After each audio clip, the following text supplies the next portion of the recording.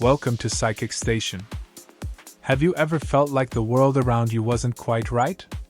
Like something was subtly shaping your decisions, pushing you toward paths you didn't consciously choose? It's not just a passing feeling. Modern society is built on an intricate web of expectations, invisible rules, and emotional manipulations designed to keep us in line. But who benefits from this control? And at what cost to our individuality? Think about the emotional traps we fall into daily.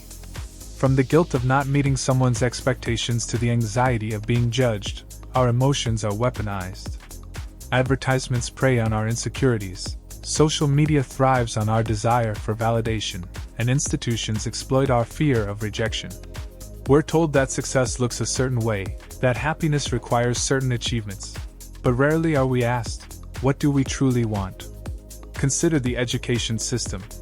It's presented as the cornerstone of opportunity. But is it truly designed for us? Or is it a conveyor belt, producing workers who follow orders and uphold the system? From the moment we step into a classroom, we're taught obedience over curiosity, compliance over creativity. Standardized tests measure our ability to conform, not our unique potential. And yet, we're blamed when we struggle, as if the system's flaws are our own. And what about our workplaces? How often are we told to give it our all, to pour our energy and identity into our jobs, only to find ourselves burned out and replaceable? The corporate world thrives on our sacrifices, dangling the carrot of a better future while draining us in the present. The system whispers, "This is just how it is." But is it? Or is it how they need it to be, to keep us compliant? Even our personal lives aren't spared. The pressure to conform extends to our relationships, our bodies, our ambitions. Society dictates what love should look like, what success should feel like, and what's acceptable for us to desire. We're inundated with images of the perfect life. Yet behind those curated scenes lies a profound emptiness. The constant striving, the endless comparisons, leave us feeling unworthy and exhausted. The truth is, these pressures are not accidental. They're tools of control, carefully crafted by systems that benefit from our compliance.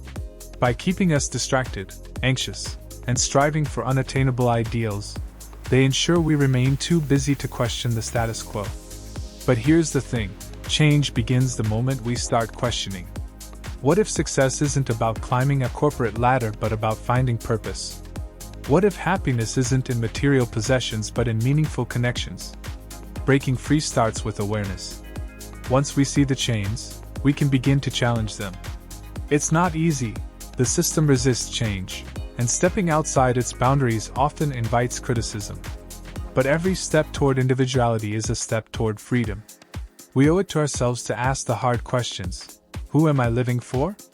What truly matters to me? This isn't just about personal liberation. It's about creating a society that values people over profits, curiosity over compliance, and authenticity over conformity. It's about recognizing that we are more than cogs in a machine. We are individuals with unique dreams, thoughts, and potential. And together, we can reshape the system to reflect those values. The journey begins now. Are you ready to question everything?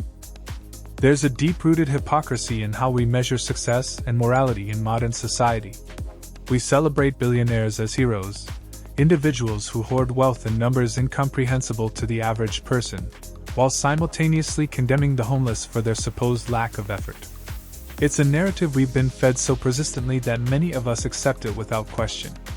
But ask yourself, who truly contributes more to society? The one exploiting labor to amass billions, or the person struggling on the margins, navigating a system rigged against them? Consider how society penalizes the vulnerable. Poverty is criminalized, while corporate fraud often results in nothing more than a slap on the wrist. The justice system isn't blind, it has a very clear hierarchy. Those with power and influence bend laws in their favor, while the powerless are left to fend for themselves. And yet, we've internalized this system, blaming the victims of inequality instead of questioning the mechanisms that perpetuate it. Let's not forget the insidious nature of social media platforms, which have become modern-day coliseums for public judgment. They capitalize on outrage, feeding us content designed to provoke and divide. Behind every viral controversy is an algorithm, meticulously crafted to manipulate our emotions for profit. These platforms exploit our need for connection and validation, turning it into a weapon against us. The most chilling part? We willingly participate. We are both the spectators and the gladiators, tearing each other apart for fleeting moments of digital applause. The lines between authenticity and performance blur as we curate our lives for the consumption of strangers, sacrificing genuine human connection for likes and shares. Now, let's pivot to a fundamental question. Why do we accept such systemic contradictions? Why do we so often align ourselves with those who exploit us? The answer lies in a carefully orchestrated illusion. We are sold the idea that with enough grit, we too can ascend the ladder of success. But this ladder was never designed for everyone to climb.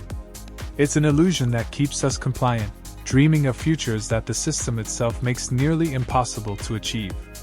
Take the myth of meritocracy. The idea that we succeed solely on our abilities and efforts is a comforting lie. It ignores the vast disparities in opportunity, the barriers faced by marginalized communities, and the systemic inequalities that stack the deck against the most vulnerable. Yet this myth persists, not because it's true, but because it serves those in power. It shifts responsibility away from systemic reform and onto the individual, turning systemic failure into personal inadequacy. Our modern culture of productivity is another symptom of this broken system. We glorify the hustle, equating worth with output, while neglecting the physical and emotional toll this takes. Burnout is normalized, even celebrated, as a badge of honor, when it should be seen as a glaring indictment of a society that prioritizes profit over people. And as we push ourselves to the brink, who benefits? The corporations that exploit our labor, the industries that profit from our exhaustion, and the systems that demand our compliance. But here's the most important part: this is not inevitable.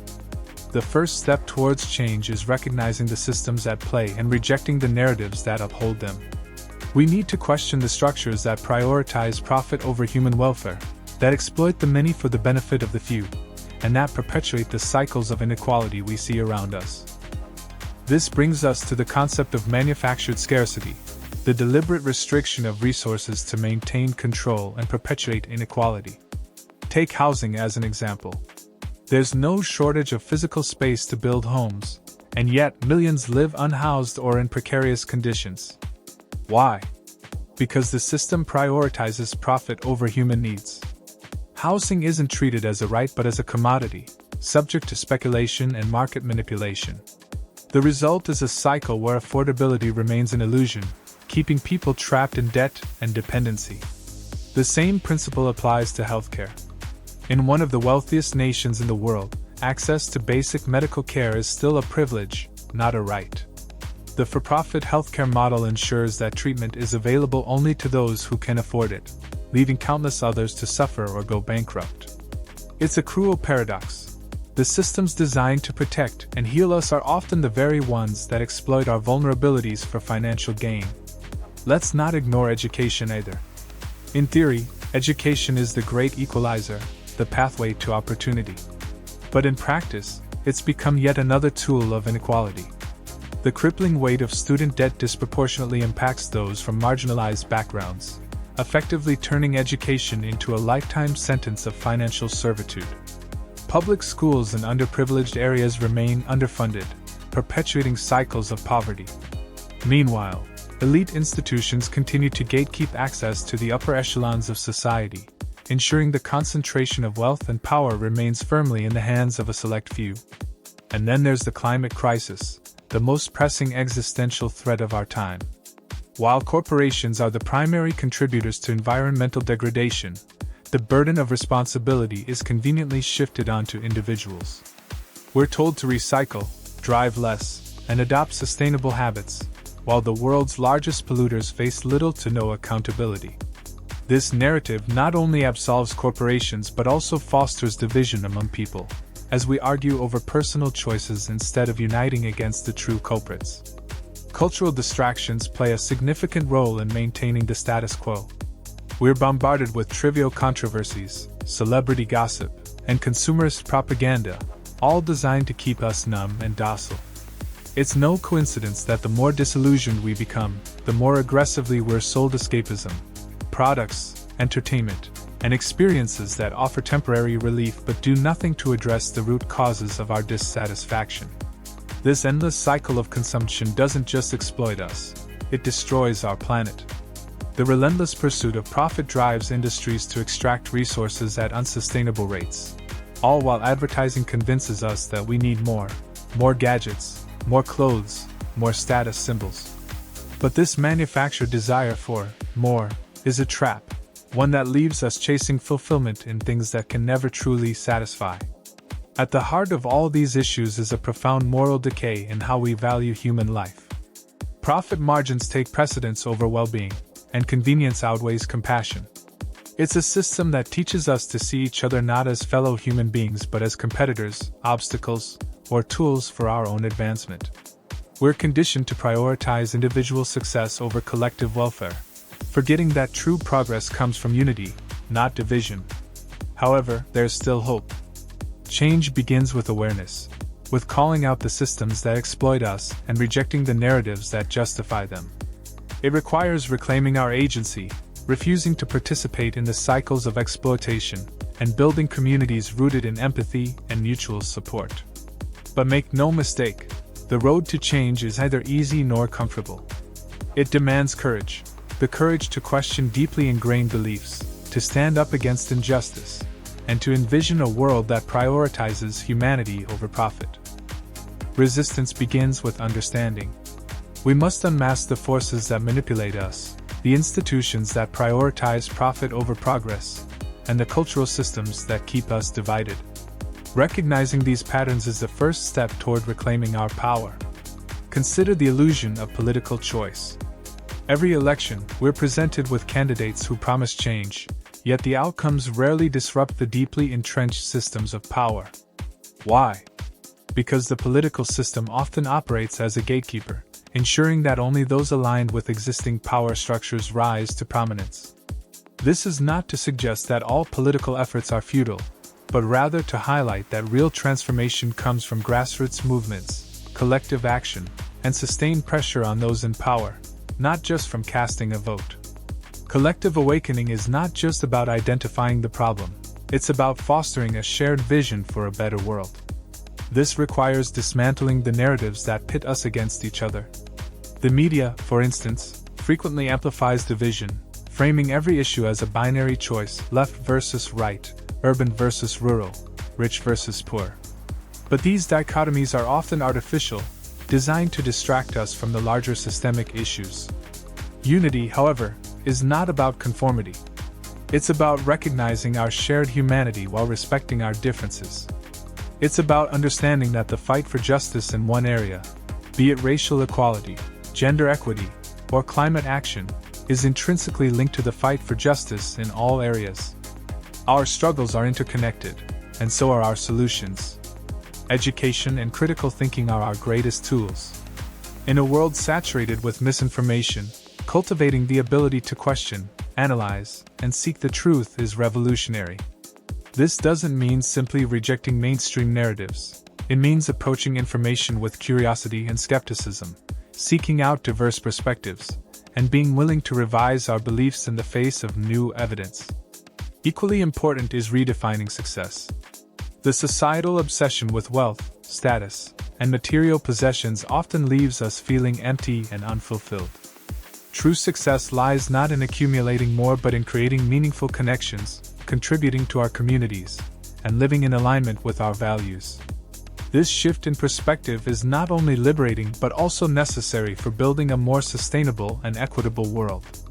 We also need to rethink our relationship with work.